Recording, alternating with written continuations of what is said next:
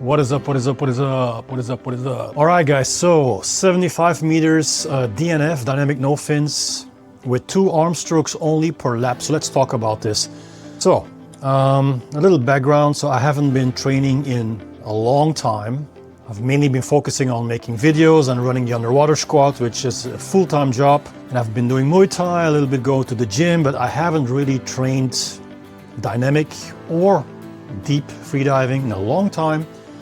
So this was the first time I actually got back to it. Now, as you have seen in my videos from the last couple of weeks, I have done 25 meters. So when I say I haven't been training dynamic, that isn't entirely true, because I've done 25 meters. Now, 25 meters is obviously more about technique and not about stamina or how long you can hold your breath. And I want to talk about this because people who want to do a certain distance underwater, they always ask me what is the best training plan for this, right? Like, Gert, you as a coach, what would you advise me to do? How should I structure my training and this and that? So over the last couple of years, I haven't followed a single static apnea session that was structured or a single pool training session that was structured. All I did was just once in a while hold my breath and just feel how it is. And in the pool, all I did was 25 meters and focus on technique. That's all it was. Focus on technique and try to swim one lap of 25 meters with a minimal amount of muscle power. So maximum efficiency, maximum glide, maximum propulsion through the water, and minimum use of muscle. That is what I do when I swim a 25 meter lap. And never my mind goes like, how should I structure this day? How should I structure this session? And what should be my warm-up protocol? And how long should I be in the water? And how many laps should I swim? Never, ever in the last couple of years, I've been thinking about this. I've always just jumped in the pool and decided in the moment itself, well, let's do a couple of laps, see how it goes. And focus on technique. So this particular swim, dynamic, was the first time I did a longer distance, 75 meters no fins, in a very long time. So how is this possible that after years of not training for dynamic, or at least not training anything that is longer than 25 meters, right? How is it possible that I can do 75 meters very fresh, because this was not a maximum at all, and I was focusing on technique only, 2 arm strokes per lap. Now, as you can see in the video, I probably did an additional leg stroke, right? So this is something I want to focus on now, is to do those laps without that additional leg kick. So it's going to be 1 arm stroke, 1 leg kick, 1 arm stroke, 1 leg kick, and then touch the wall. So 2 arm strokes, 2 leg kicks, and not 1 additional leg kick.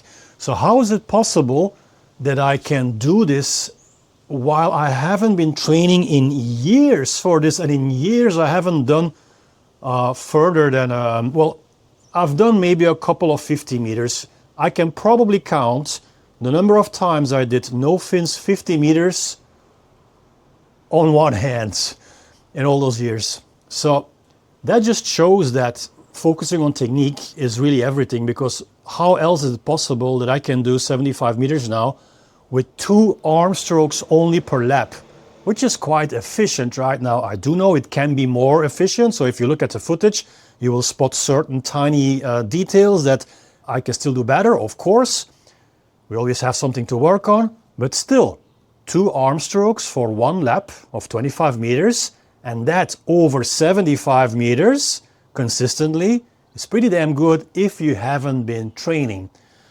So how is this possible? So the reason, of course, is that I know I have locked in the basic skills of breath holding.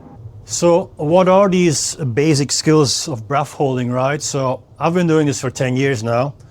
So I know that when things become physically or mentally a bit more difficult, the last thing you need to do is tense up, right? So I know that you have to relax even more. So I don't have to train for this anymore. This is already in me, in my system, and I use this in my daily life as well. When things become more difficult, relax even more, not just when you hold your breath, but in life. So when I was doing the 75 meters, which I haven't been doing in a long time, after 50 meters, contractions are already there, you feel like, okay, it's becoming a little bit more difficult, you relax even more. And I don't have to train for this anymore. I don't have to do specific training tables to know about this general principle. So I have come to a certain advanced level of freediving now where the basics are so part of who I am that I don't have to train for this anymore. So I can literally, after years of not training dynamic, just step into a pool and do 75 meters now with 2 strokes only. By the way, in the next couple of weeks, I will do more than 75 because I want to know now how far I can take this with 2 strokes only.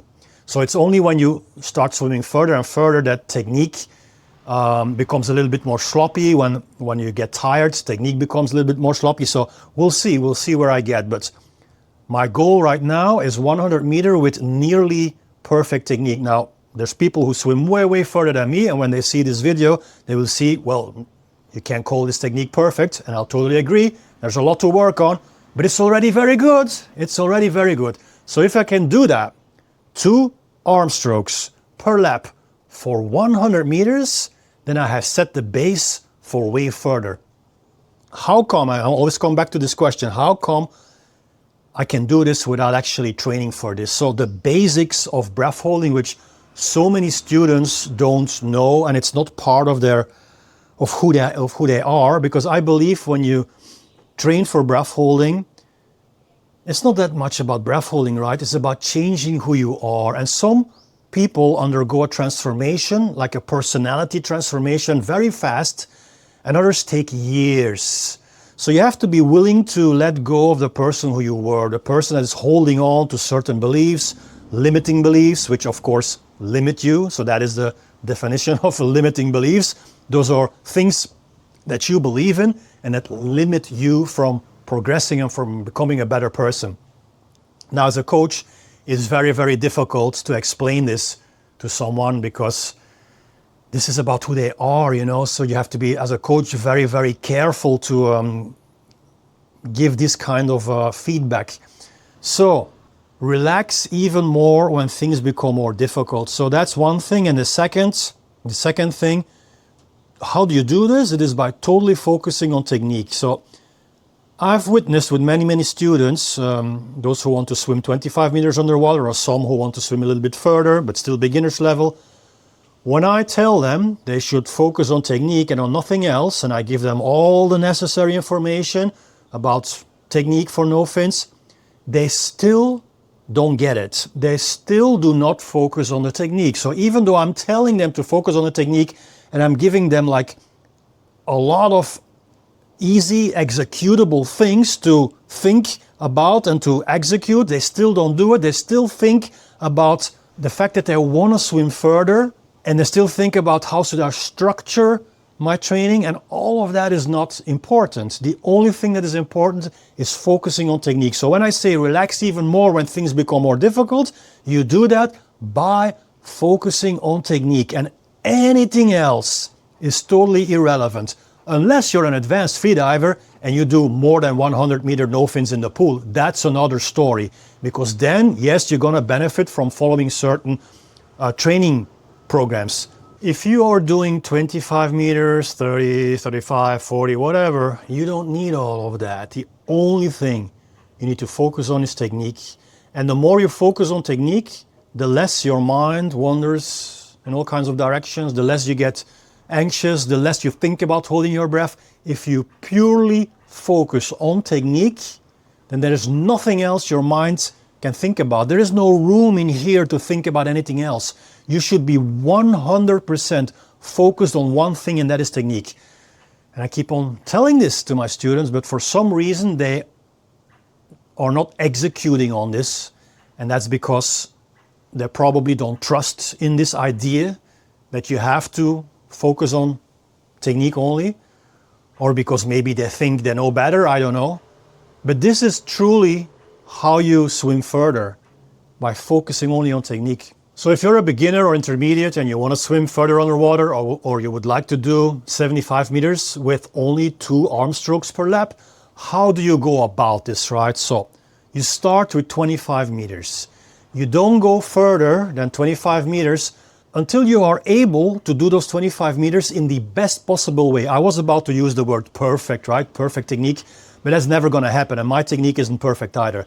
But you have to make an effort, and this takes some time, to come as close as possible to that perfect technique. So you need to count the number of arm strokes you do per lap, and then try to minimize that. So for me, on a 25-meter lap without wetsuit and without weights, that would be, if I remember well, 2 arm strokes, but 1 or 2 additional leg kicks. Because when you don't use a wetsuit, you actually create a little more drag in the water, because a wetsuit is made of smooth skin. In fact, my wetsuit is right here, Salvimar. So this is a smooth skin. This means that the fabric of your wetsuit, the smooth skin, is smoother than your skin, which means that you glide better through the water when you're using a wetsuit. So you will need less energy, less arm strokes. Now, if you use a wetsuit, you are more positively buoyant, so you will use a little bit of weight as well. So for this particular wetsuit, this one is a 1.5 millimeters, so a pretty thin wetsuit. And I'm using around 2 kilos neck weight. Why 2 kilos neck weight? Because I don't have anything else. So yes, I could tweak the weights. Maybe I could use a little bit more and inhale a little bit more air. But I don't have more than 2 kilos here. So I'm in Chiang Mai, the north of Thailand, and all I have here is 2 kilos. So that's what you do. So that's another thing to keep in mind. The circumstances don't need to be optimal either. So I see a lot of freedivers, they're not even going into the water when they don't have the perfect weights or the perfect wetsuit or the perfect this or that. You don't need all of that. Just use what you have and do the best and work on your technique. And if it's not perfect, that's perfectly fine. Because one day when you do a competition or when you want to do a maximum, then you can make sure that everything is perfect. Then you can buy the perfect wetsuit. Then you can buy the perfect neck weights. But you don't need all of that for training. So going back to the 25 meters without wetsuit, that was 2 arm strokes and a couple of extra leg kicks.